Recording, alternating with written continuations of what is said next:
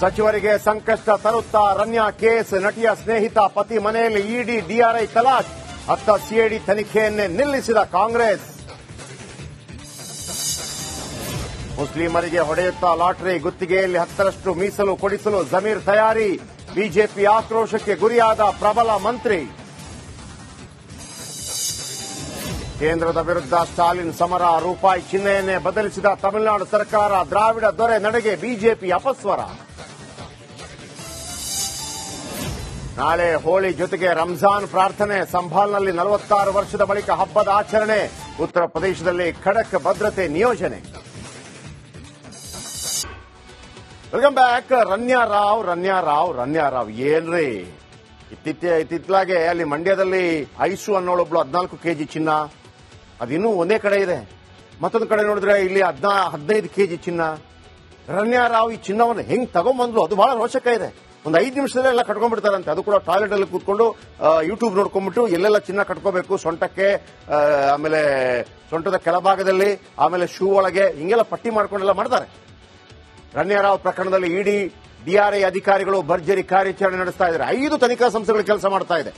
ಇದರ ಮಧ್ಯೆ ಚಿನ್ನ ಎಲ್ಲಿತ್ತು, ಚಿನ್ನವನ್ನ ಈಕೆಗೆ ಯಾರು ಕೊಟ್ಟರು? ನಾನು ಹೇಳಿದ್ದೆ ನಿಮಗೆ. ದುಬೈಗೆ ಹೋಗ್ತಾಳೆ, ದುಬೈಲಿ ಯಾರೋ ಒಬ್ಬ ಚಿನ್ನ ಕೊಡ್ತಾನೆ. ಏನ್ ಸಿಗ್ನಲ್ ಪಾಸ್ ಆಗತ್ತೆ?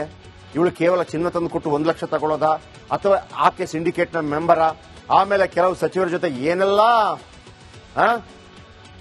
ಇವರ ಆಟಗಳು ನಡೆದಿದೆ. ಯಾಕೆ 12 ಎಕರೆ ಅಷ್ಟು ಬೇಗ ಜಾಗ ಕೊಟ್ಟರು? ಬಿಜೆಪಿ ಕಾಂಗ್ರೆಸ್ ಎಲ್ಲೆಲ್ಲ? ಈಗ ಪ್ರಚಲಿತದಲ್ಲಿರುವಂತಹ 3 ಸಚಿವರು ಯಾರ್ಯಾರು? ಆಮೇಲೆ ಬಂದಂತ ಚಿನ್ನವನ್ನು ಎಲ್ಲಿಗೆ ತಗೊಂಡೋದ್ರು? ಇವೆಲ್ಲವನ್ನು ಕೂಡ ರನ್ಯಾ ಪಕ್ಕಾ ಮಾಹಿತಿಯನ್ನ ಕೊಟ್ಟಿದ್ದಾರೆ ಪೊಲೀಸರಿಗೆ. ಬನ್ನಿ, ಇದರ ಬಗ್ಗೆ ಒಂದು ಕಂಪ್ಲೀಟ್ ಮಾಹಿತಿ ರಿಪೋರ್ಟ್ ನಿಮ್ಮ ಮುಂದೆ.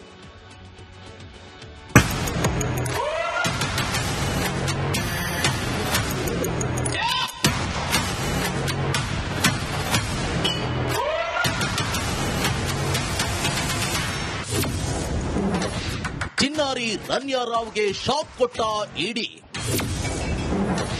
ಸ್ನೇಹಿತ ತರುಣ್ ಮನೆಯಲ್ಲಿ ನಿರಂತರ ತಲಾಶ್.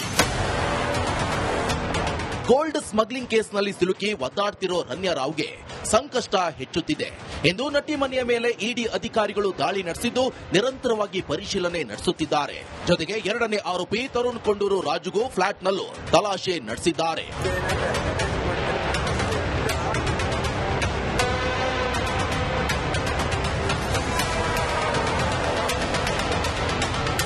ರನ್ಯಾ ರಾವ್ ಪತಿ ಜತಿನ್ ಮನೆ ಮೇಲೂ ಡಿಆರ್ಐ ದಾಳಿ ಮಾಡಿದೆ. ಆಡುಗೋಡಿ ಠಾಣಾ ವ್ಯಾಪ್ತಿಯ ಫ್ಲಾಟ್ನಲ್ಲಿ ಅಧಿಕಾರಿಗಳು ತಲಾಶ್ ಮಾಡಿದ್ದಾರೆ. ಜತಿನ್ ಕ್ರೆಡಿಟ್